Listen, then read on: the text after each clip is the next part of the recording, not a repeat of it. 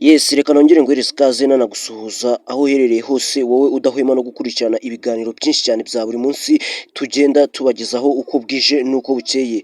Reka rero tuganire ku bijyanye n'agakiriro ka Gisozi kafashwe n'inkongi ikomeye cyane, mbese iyi nkongi ikaba yatunguye abantu benshi cyane, rero benshi cyane bakaba bakomeje kugenda banabyibazaho ubwo habaga kino kibazo, gusa benshi cyane bakaba bakomeje kugenda nyine banabyibazaho bavuga ati byatewe n'iki.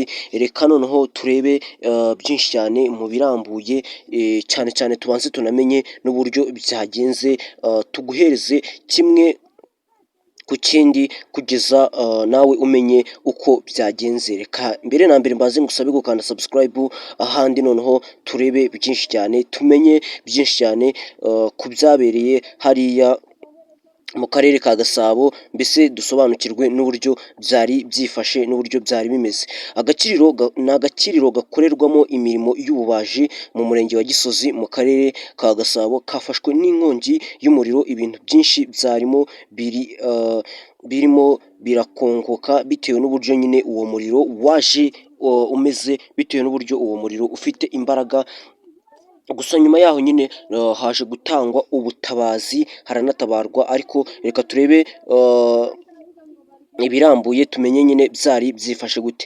Ni inkongi yatangiye mu masaha ya saa kumi n'igice z'igitondo nk'uko abaturage bari bahari babibwiye igihe. Nyuma y'iminota itageze ku icumi, ishami rya polisi rishinzwe kuzimya inkongi ryahise rihagera ritangira akazi. Mbese nyine muri ayo masaha niho ishami rya polisi rishinzwe kuzimya umuriro cyangwa se rishinzwe kuzimya inkongi ryahise rihasesekara, nyine risa nkaho rihageze, ahandi rihita ritangira igikorwa cyo kuzimya ndetse no gutabara hakiri kare. Uko amasaha yagendaga yicuma, umuriro wakomezaga kwiyongera, ahanini bitewe n'imiterere y'aha hantu. Igice cyabanje gushya ni igikorerwamo ibikorwa by'ububaji, cyari kirimo imbaho n'indi miti ikoreshwa mu gufatanya imbaho, mbese no kuzihereza forume. Ibyo byose bikaba ari nta nicyo gice cyari kirimo kwaka cyane, mbese kikaba ari nta nicyo gice bafata nk'aho aricyo cyatangiriyemo iyi nkongi. Ako gace kahiye kari karimo kandi matera n'ibindi bikoresho byifashishwa mu gukora imisego y'intebe. Ntabwo bizwi neza icyaba cyateye iyi nkongi, gusa bakomeje kugenda nyine bashakisha n'amakuru bamenye icyaba cyabiteye. Ni nk'uko ushobora no gusanga ari abantu bahatwitse bo ubwabo babishaka. Kugeza mu masaha ya saa mbiri z'igitondo, ibikorwa byo kuzimya iyi nkongi byari bigikomeje, ndetse byageze n'aho hitabazwa imodoka yifashishwa mu kuzimya inkongi ku kibuga cy'indege cya Kigali, kugira ngo itange umusanzu, kugira ngo ibe yafasha nyine inatabare hakiri kare. Usibye ibyangiritse, nta muntu wigeze akomerekera muri iyi nkongi, kuko inzego zishinzwe umutekano zahise zihagera zitangira kubuza abaturage kuhegera bajya gukuramo ibikoresho bitarashya. Babandi bose baba bashaka kuhegera, babandi bose nyine nabo baba bashaka gutanga ubutabazi hakiri kare, bose bari babujijwe, mbese bari bahagaritswe kugira ngo babanze bamenye ko nyine mu kuhegera hashobora no kuba izindi mbogamizi, mbese bamwe na bamwe bakaba bahangirikira, ugasanga nyine biteje ikindi kibazo. Ibyo byose rero bakomeje kugenda babikumira, bakomeza kugenda bavuga ko bitemewe kuhegera cyane. Nibwo rero hahise hatangira gufatwa umwanzuro wo gutangira kuzimya hakiri kare, noneho babikora hakiri kare. Nshimiyimana Alexandre wakoreraga mu gakiriro ka Gisozi ahahiye, hari hafite icyumba kirimo utubati, ibikoni n'inzugi zigiye zitandukanye. Yagize ati ngerageje ibintu byanjye byangiritse bifite agaciro katari hejuru ya miliyoni 18, kuko ntabwo ubu tuvugana nahita mbara buri kantu, ariko ibyari muri icyo cyumba ntabwo birengeje miliyoni 18.